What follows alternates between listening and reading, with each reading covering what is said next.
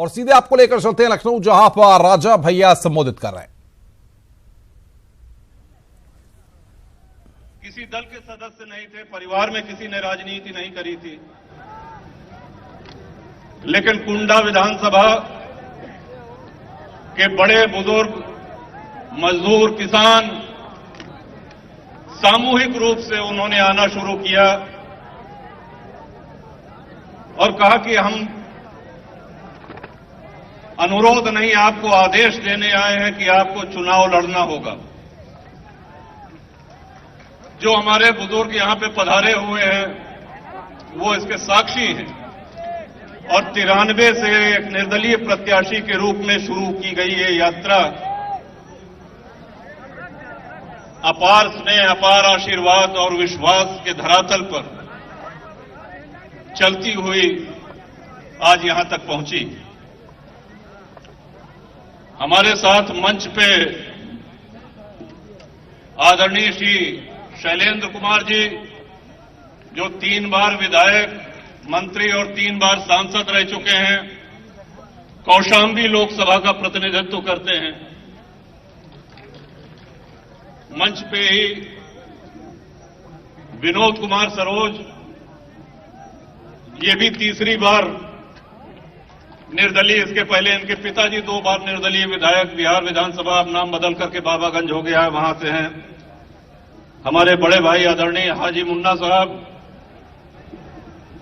जो हर उतार चढ़ाव में हमारे हमसफर रहे हैं। हमारे छोटे भाई उमाशंकर यादव, जो जिला पंचायत प्रतापगढ़ के अध्यक्ष ही नहीं है बल्कि अनारक्षित सीट पर अध्यक्ष हैं, और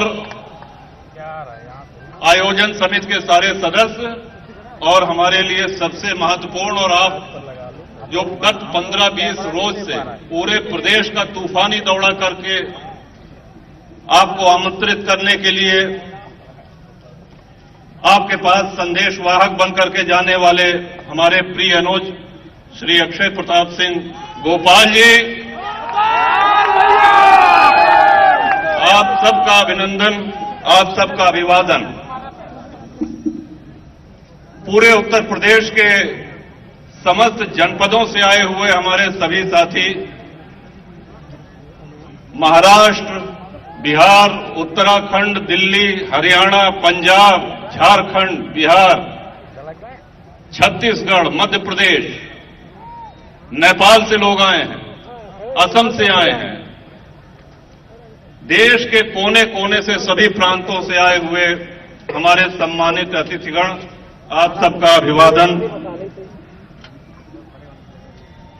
25 वर्ष पूरे होने पर एक प्रश्न मन में आया। 25 वर्ष में आश्रम बदल जाता है।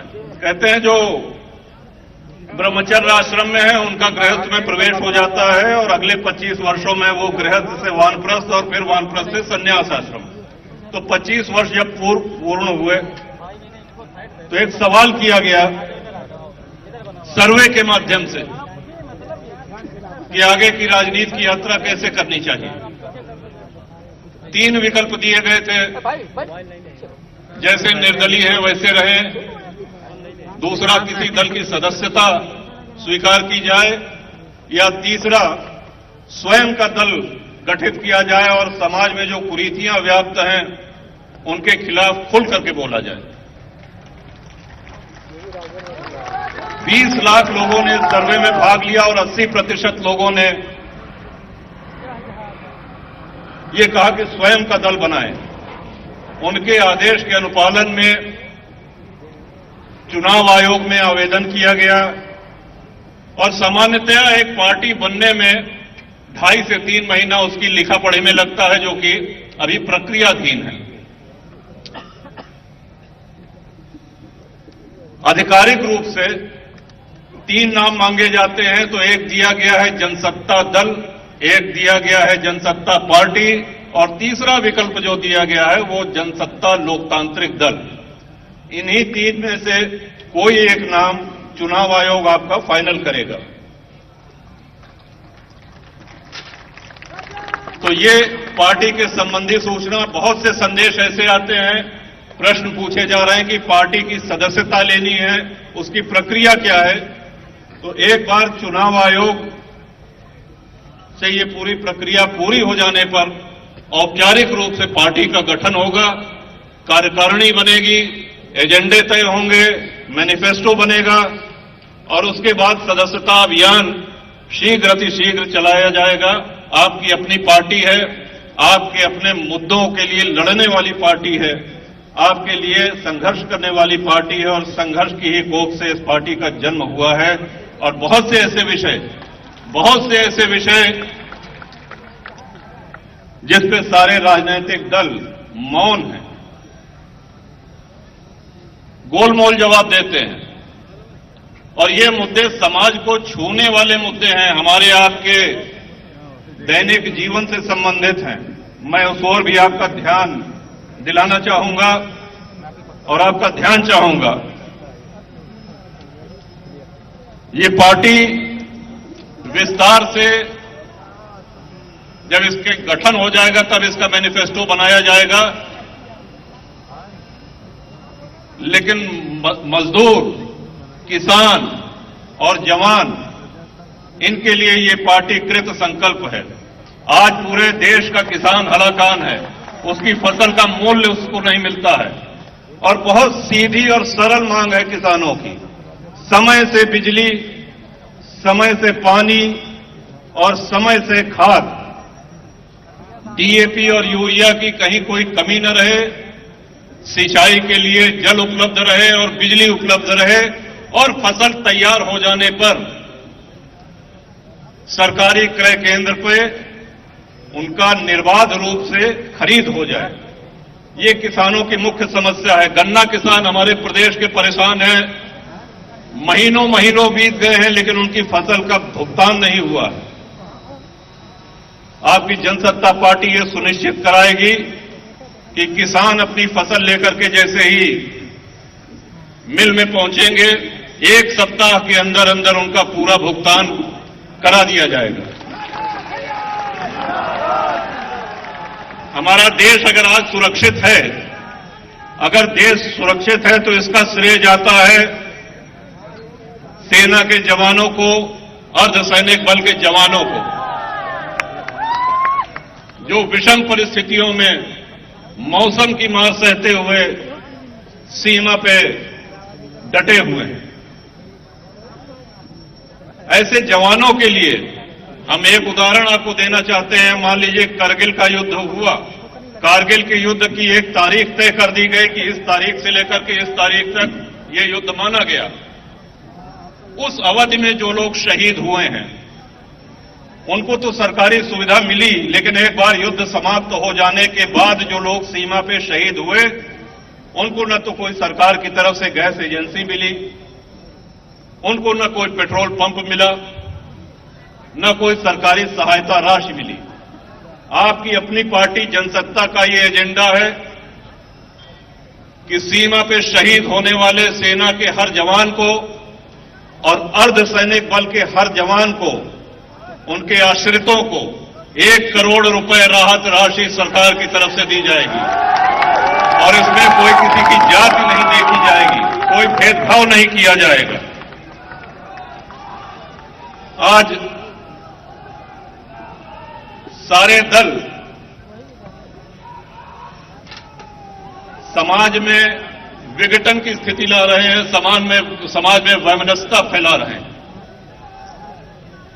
ऐसे में हमको और आपको समझदारी से भाईचारा बढ़ाते हुए सभी धर्म जाति के लोगों को एक साथ भाई भाई की तरह ले चलने की आवश्यकता है और जनसत्ता पार्टी इस एजेंडे पर एकदम अटल है। कुछ दुविधाएं हैं जो हमारे छात्रों को, नौजवानों को हैं, कुछ दुविधाएं हमारे जो अभिभावक हैं जिनके बच्चे परीक्षा दे रहे हैं, नौकरी के लिए भटक रहे हैं, उनके मन में भी कुछ कष्ट है।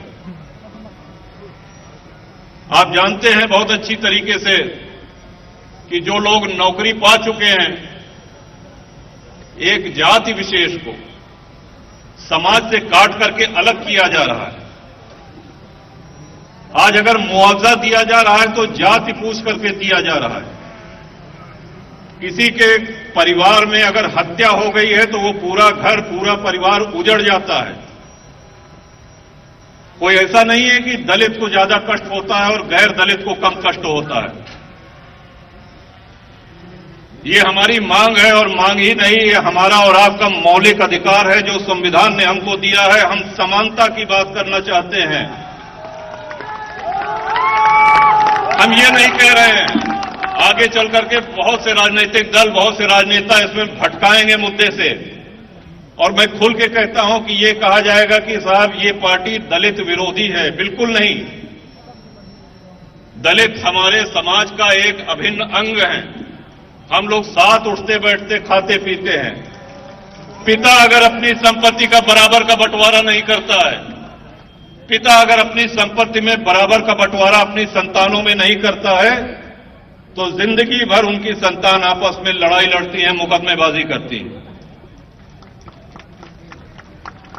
अपराध पीड़ित को अभी हाल में ही एक और संशोधन आ गया है।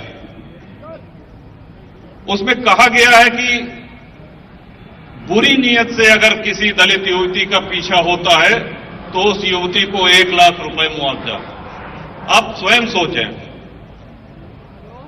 बेटियां तो बराबर होती हैं, बहनें तो बराबर होती हैं, वो चाहे जिस जाति, जिस बिरादरी की हो।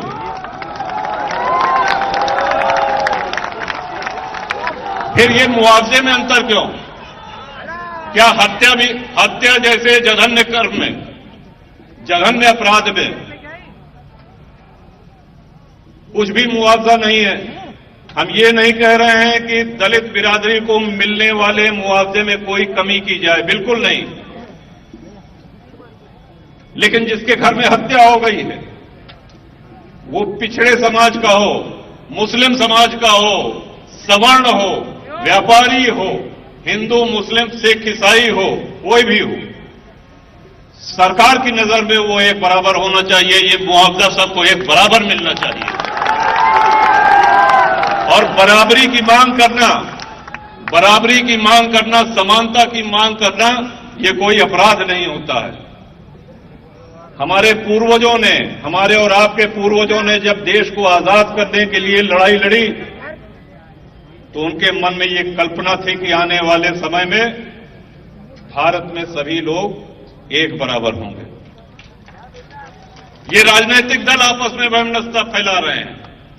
आप एक नजर ऊपर, ये जो महापुरुषों के चित्र लगे हैं, ये सरदार पटेल, ये चंद्रशेखर आजाद, जिन्होंने अपने प्राणों की आहुति दे दी, उन्होंने ये कल्पना नहीं की थी कि आने वाले भारत में जाति के आधार पर बंटवारा होगा।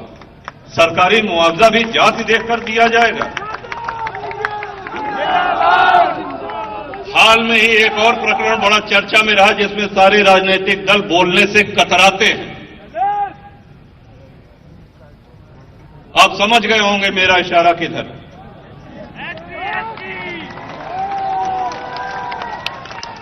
1989 में, 1989 में श्री राजीव गांधी जी ने SC/ST एक्ट लागू किया, और तब से लेकर के अब तक उस SC/ST एक्ट को और जटिल बनाते जा रहे हैं, और जटिल बनाते जा रहे हैं। इसको नॉन बेलेबल कर दिया। फिर कहा गया कि इसमें इंस्पेक्टर नहीं, इसमें डिप्टी एसपी जांच करेगा। फिर यह कहा गया कि अगर डिप्टी एसपी गैर दलित है तो वो फाइनल रिपोर्ट नहीं लगा सकता है। अगर ऐसा किया तो लापरवाही के आरोप में उसको 2 साल की सजा है। ये कानून के साथ खिलवाड़ है।